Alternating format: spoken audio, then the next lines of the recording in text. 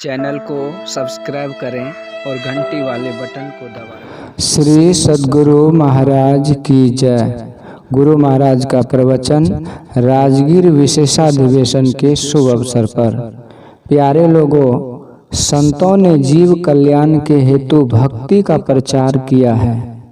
भक्ति में स्तुति, प्रार्थना और उपासना अवश्य करनी चाहिए।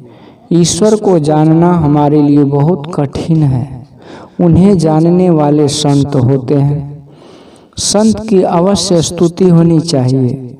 जिनके उपकार को पाकर हम उनकी स्तुति नहीं करें, उनका कृतज्ञ नहीं बने, तो बड़ा पाप होता है।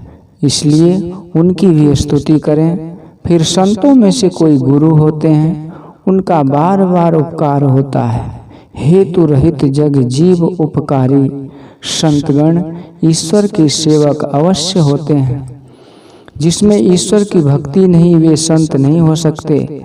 हम लोगों को नित्य ईश स्तुति, संत स्तुति और गुरु स्तुति अवश्य करनी चाहिए। उपासना भी अवश्य करनी चाहिए।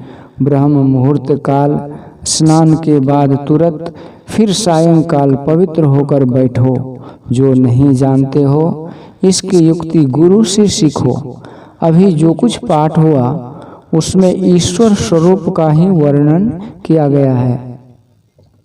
आँख से सब कुछ देखते हैं, परंतु आँख को आँख से ही देखते हैं। इसी तरह आत्मा से ही आत्मा तथा ईश्वर को देखोगे। आत्मा नहीं तो इंद्रियां, मन या बुद्धि क्या करेगी? आत्मा को ऐसा बना लो कि वह निज ज्ञान में रहे। उस निज ज्ञान में अपने तथा परमात्मा का ज्ञान होगा। कैवल्य दशा में ही अपना तथा ईश्वर का प्रत्यक्ष ज्ञान होता है। अपने अंदर अपने को प्राप्त करो तो सब में वही प्राप्त करोगे। यह ज्ञान जीवन काल में ही प्राप्त करो। यही धर्म का सिद्धांत और परिभाषा जानते हो तो ठीक है, नहीं तो बड़ी गलती करते हो। बहुत सत्संगी पढ़े लिखे नहीं हैं। सत्संग में बैठकर सुनते सुनते याद कर लिए हैं। हम लोगों को, आप लोगों को मैं सलाह देता हूँ कि अपने अपने घर में सत्संग करें। जहाँ मेरी धान की खेती होती है, वहाँ एक सत्संगी धान काटने गया। वहाँ वे अपने बाल बच्चों सहित स्तुति और सत्संग कर लेते थे। जो पढ़े लिखे नहीं हो तो रात में पढ़ो। जब मेरे पास ऐसा कोई आता है तो मैं पढ़ने के लिए उससे प्रतिज्ञा कराता हूँ। इस वास्ते आप लोग यदि ऐसा कीजिए तो समाज के लोग ईश्वर भक्ति में संलग्न होंगे, सब अच्छे होंगे। ईश्वर मुक्ति रूप जो प्रचंड ज्योति है, उसके उदय होने पर सब ज्ञान हो जाता है।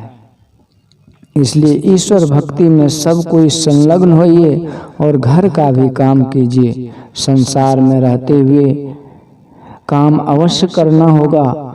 कर्म का बंधन नहीं लगे, इसके लिए भक्ति करो। ईश्वर अर्पण बुद्धि से कर्म करो। ईश्वर अर्पण करना आत्मरत होना है। अपना निशाना अपने अंदर रखो, अपने को उस पर लगाए रखो। यही असली गुरु दीक्षा है। ऐसा करते करते उसमें ही आगे बढ़ने का रास्ता साफ हो जाएगा। उसी से ऊर्ध्व गति होगी। सभी आवरणों का छेदन होगा और आत्मज्ञान होगा। इसमें पूर्ण कर्म योगी हो जाएगा। आत्मरत होकर आत्मज्ञान प्राप्त करते हो, करके जो हो उसका ज्ञान नहीं मिटेगा। जिसने इस दशा को नहीं पाया है वह भूल जाएगा। जब तक पूर्णता नहीं होगी तब तक अवश्य भूलेगा। इसको अच्छी तरह याद रखना, अच्छी तरह साधन करना। श्री सद्गुरु महाराज की जय। गुरु महाराज का यह प्रवचन दिनांक 29/10/1966 ईस्वी को राजगीर विशेषाधिवेशन के शुभ अवसर पर प्रातःकालीन सत्संग में हुआ था।